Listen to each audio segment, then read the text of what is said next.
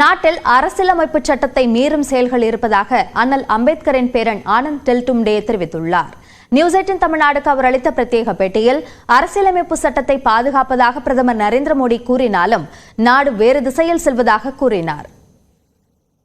Are you thinking about Indian Constitution under threat, sir? Yeah, there's a lot many things are there. Okay. And we are juggling around now. See, in the context of Constitution as well as whatever is going on in violation of Constitution, all those things are there. Prime Minister Narendra Modi said we are protecting Indian Constitution. He says so many things, no? But the country is going in a different direction anyway. So people do understand their inversion of language, whatever BJP speaks, there is an opposite meaning to that.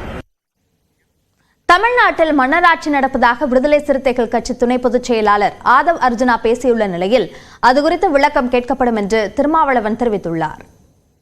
மன்னராட்சி தான் இங்க இருக்கு. மன்னராட்சியை question கேட்டா உடனே சொல்லிடுவாங்க, நீ சங்கின்னு சொல்லு, இல்ல அர்பன் நக்சலைட் சொல்லு, இல்ல மாவோன்னு சொல்லு, அதை பத்தி எங்களுக்கு எந்த கவலையும் இல்லை. தமிழக மக்கள் புதிய அரசியலை உருவாக்க முடிவெடுத்து விட்டார்கள். ஆதவ் அர்ஜுன் ஒரு குடும்ப ஆட்சி நடக்கிறது என்பதை மறைமுகமாக சொல்லுவதாகத்தான் நாம் புரிந்து கொள்ள வேண்டியிருக்கிறது. அது தவறு. அதை விடுதலை சிறுத்தைகள் கட்சி மறுக்கிறது. மக்களால் தேர்ந்தெடுக்கப்பட்ட ஒரு அரசு இங்கே இயங்கிக் கொண்டிருக்கிறது. அந்த அரசின் மீது வெவ்வேறு விமர்சனங்கள் இருக்கலாம். ஆனால் அதை மன்னராட்சி முறை என்று விமர்சிப்பது ஏற்புடையதல்ல. அதற்கு விளக்கம் கேட்டு ஆதவ் அர்ஜுன் அவர்களுக்கு கட்சியின் சார்பில் நோட்டீஸ் அனுப்ப இருக்கிறோம். இந்நிலையில் ஆதவ் அர்ஜுனாவுக்கு இதுவரை நோட்டீஸ் எதுவும் விசிக தலைமை சார்பில் அனுப்பப்படவில்லை என்று தகவல்கள் தெரிவிக்கின்றன.